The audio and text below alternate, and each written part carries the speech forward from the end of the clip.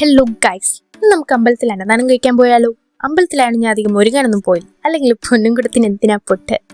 എന്നെ വിളിക്കാൻ വന്നത് അച്ഛനാണ്. ആദ്യം അമ്മ ഒരു റൗണ്ട് കൊണ്ടാക്കിയ ശേഷമാണ് എന്നെ വിളിക്കാൻ വന്നത്. വീടും അമ്പലവും തമ്മിൽ അധികം ദൂരമൊന്നുമില്ല. എന്നാലും വെയിലല്ലേ, ഉച്ചയല്ലേ, അതുകൊണ്ട് വണ്ടി ഇരിക്കില്ല. ഇനി നേരെ അമ്പലത്തിലോട്ട് വന്നു. നോക്കിയപ്പോൾ പ്രതീക്ഷ അത്ര ക്യൂ ഒന്നുമില്ല. ദേവിയുടെ നാളായ പുണർതം നാളിലെ എല്ലാ മലയാള മാസവും ഇവിടെ അന്നദാനം കൊടുക്കാറുണ്ട്. നോക്കിയപ്പോൾ ഒരുപാട് പേര് കഴിച്ചിട്ട് പോകുന്നവരും ഉണ്ട്, കഴിക്കാൻ വന്നവരും ഉണ്ട്. അങ്ങനെ നോക്കിയപ്പോൾ അപ്പുറത്തെ സൈഡ് ഒരു ക്യൂ ഉണ്ട്. പക്ഷെ അതും വളരെ ചെറുതാണ്. നമ്മളിവിടെ വസന്തമ്മ ഉണ്ടായിരുന്നു, അമ്മ ഉണ്ടായിരുന്നു, അച്ഛനുണ്ടായിരുന്നു. അതോ ഈ കാണുന്നതാണ് ഉദിയന്നൂർ അമ്പലം. ഇതിനടുത്തായിട്ടാണ് ദേവി ഓഡിറ്റോറിയം. ഇതിനകത്ത് വെച്ച് കല്യാണവും നടത്താറുണ്ട്. നമ്മൾ കാഴ്ചകളെല്ലാം ആസ്വദിച്ച് അവസാനം ഓഡിറ്റോറിയത്തിൻ്റെ അടുത്ത് തന്നെ എത്തിയിട്ടുണ്ട്.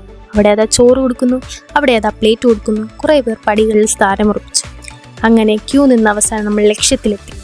ആ ചോറ് സാമ്പാറും ഒഴുകി അതിൽ കുറച്ച് അവിയൽ, കുറച്ച് തോരൻ, കുറച്ച് മാങ്ങാച്ചാർ, ഇതെല്ലാം കൂടെ കൂട്ടി ഒരു പീടി പിടിക്കണം. കോവിലിലെ ചോറ് അതൊരു പ്രത്യേക രുചിയാണ്.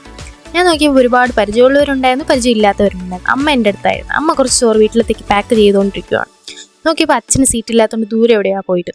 കുറച്ച് കഴിഞ്ഞപ്പോൾ അച്ഛൻ എന്താ നമ്മളെടുത്ത് വന്നിരുന്നു. സീറ്റ് കഴിഞ്ഞപ്പോഴേ തൊട്ടടുത്തിരിക്കുന്ന ആൻറ്റി എനിക്ക് വലിയ പരിചയമൊന്നുമില്ല. എന്നാൽ എൻ്റെ അടുത്തിരിക്കുന്ന അങ്കിൾ പരിചയമൊന്നുമില്ല. പക്ഷെ ഞാൻ കഴിച്ചു കഴിഞ്ഞതിന് ശേഷമാണ് അങ്കിൾ കഴിക്കാൻ തുടങ്ങി. അങ്കിൾ ഇതാ പൊടിയും തൊട്ടി എണീച്ച് പോയി. ഞാൻ ഇപ്പോഴും ഇരിക്കുന്നേ ഉള്ളൂ. അമ്മ വേറെ എന്തോ സാമ്പാർ എന്തോ മേടിച്ചുകൊണ്ട് വരുന്നു. നോക്കിയപ്പോൾ ക്യൂ അധികമൊന്നുമില്ല. ജനലിൻ്റെ അവിടം വരെ ഉള്ളൂ. അത് വലിയ കുഴപ്പമൊന്നുമില്ല. ഏറ്റവും ലാസ്റ്റ് റവ പായസം അതും കുടിച്ചുകൊണ്ട് ഞാൻ സ്ഥലം കാലിയാക്കി. ഇവിടെയാണ് പാത്രം കഴിയുന്ന സ്ഥലം. അതും കഴിഞ്ഞ് ഞാൻ നേരെ വീട്ടിലേക്ക് പോകാമെന്നും പറഞ്ഞ് ഇറങ്ങി. ഇപ്പം നോക്കുമ്പോൾ നമ്മൾ ക്യൂ നിന്ന സ്ഥലത്ത് ഒരു പൊടി പോലും കാണാനില്ല. ക്യൂ എല്ലാം തീർന്നു. നമ്മൾ നേരെ വണ്ടി വെച്ചിരുന്ന സ്ഥലത്തോട്ട് നടന്നു. ഈ കാണുന്നതാണ് ഉദിയന്നൂർ അമ്പലത്തിലെ പുറകുവശം.